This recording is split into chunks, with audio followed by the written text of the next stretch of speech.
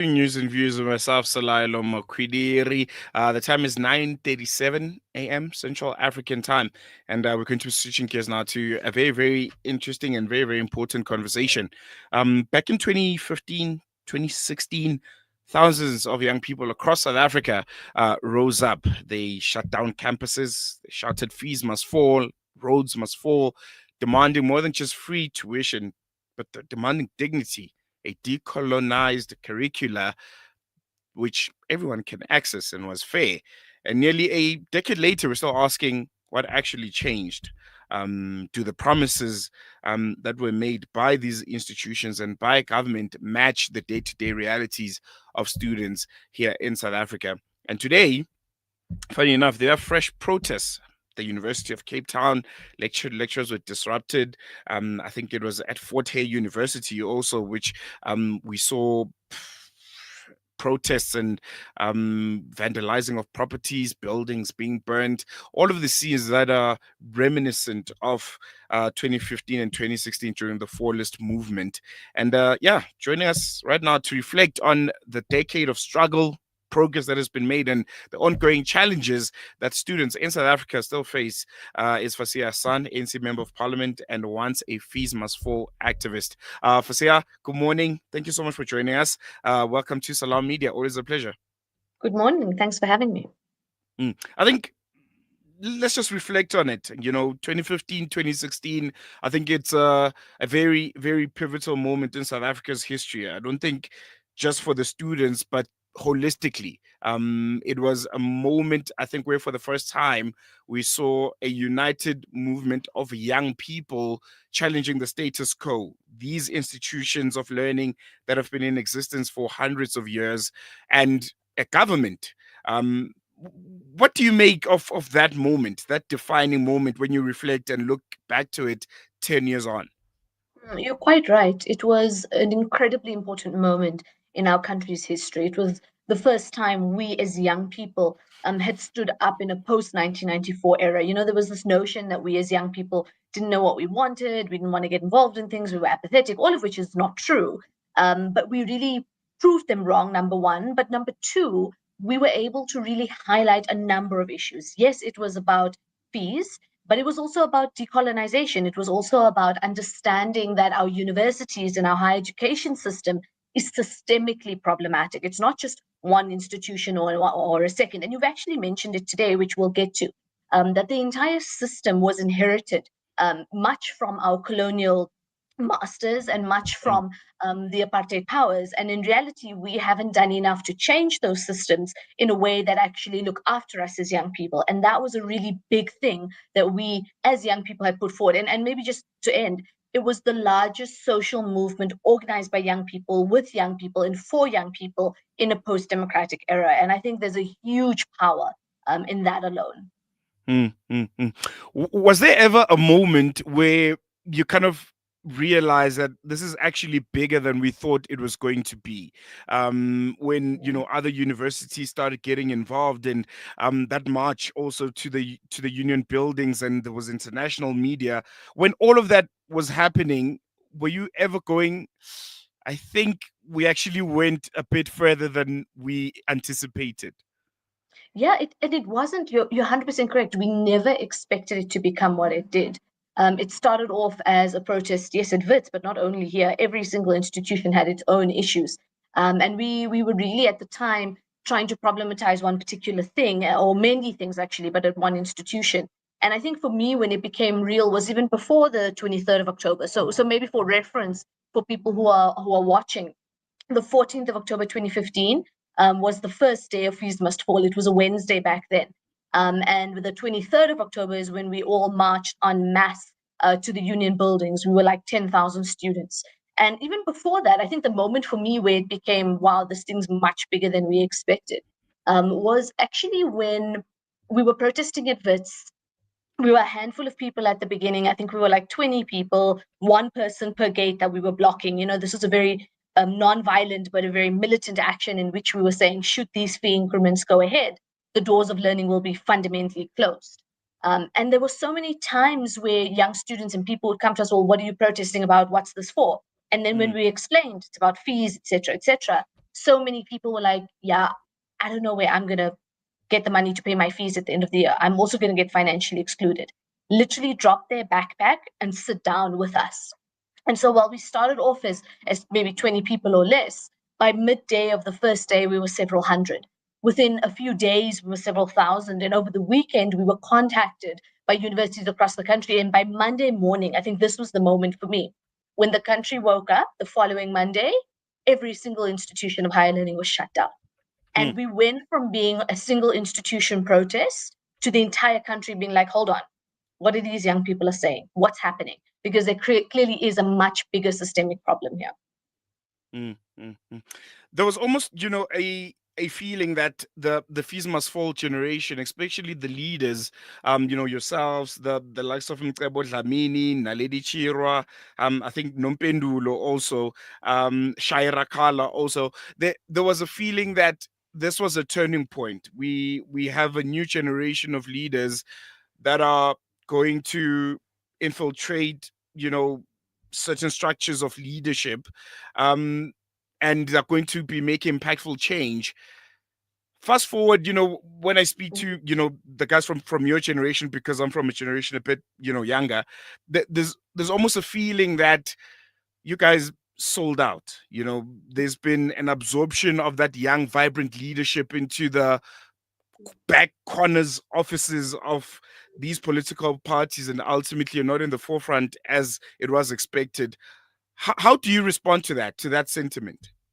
Well, I'm actually really glad that you asked it because many people have a lot to say behind our backs and then Yeah. don't quite ask it directly. So it's good so that we can address it very directly.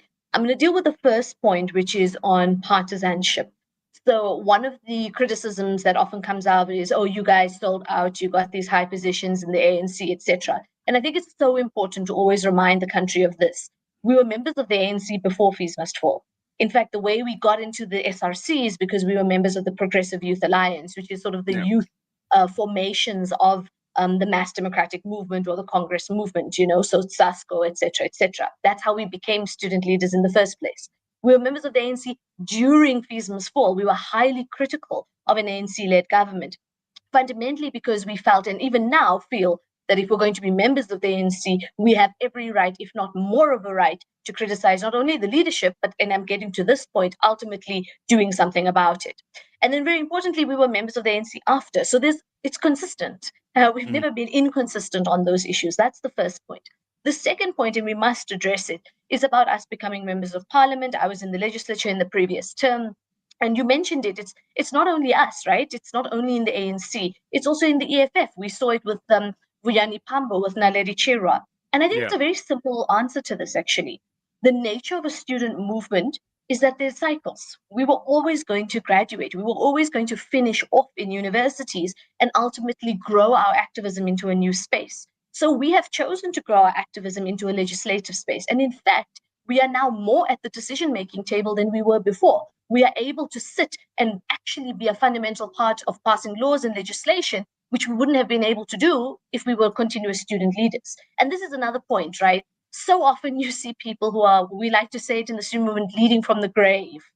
And Yeah. that is effectively when you have a young person who doesn't want to give up, who doesn't want to hand over to the next generation. So, in many ways, the natural attrition of what was going to happen has. I think the bigger question, and you've asked it, what are we doing in the positions that we're in now to actually change society? In the previous term in legislature, I was the chairperson of the Economic Development Portfolio Committee as led by the ANC. And we were actually it was the first time in 8 years in which we passed a piece of legislation that was not a money bill. And that was the Township Economic Development Act, which has been critical in reboosting township economy, but also supporting small and medium owned businesses. If you look at the spaza shops, if you look at car washes, even if you look at the gogo on the side of the road who sells fruits and vegetables, there's a fund and access for her to actually grow her business to the next level.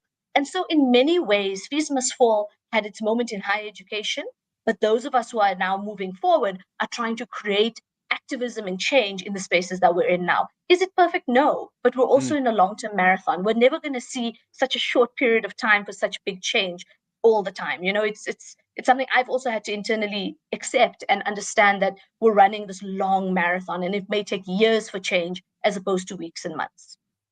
Most definitely. Just looking ahead, 10 years on, and just reflecting on that moment, and looking at institutions of higher learning right now and the challenges that young people, students still face. How are you feeling? Do you feel you guys made the difference that you went out to make?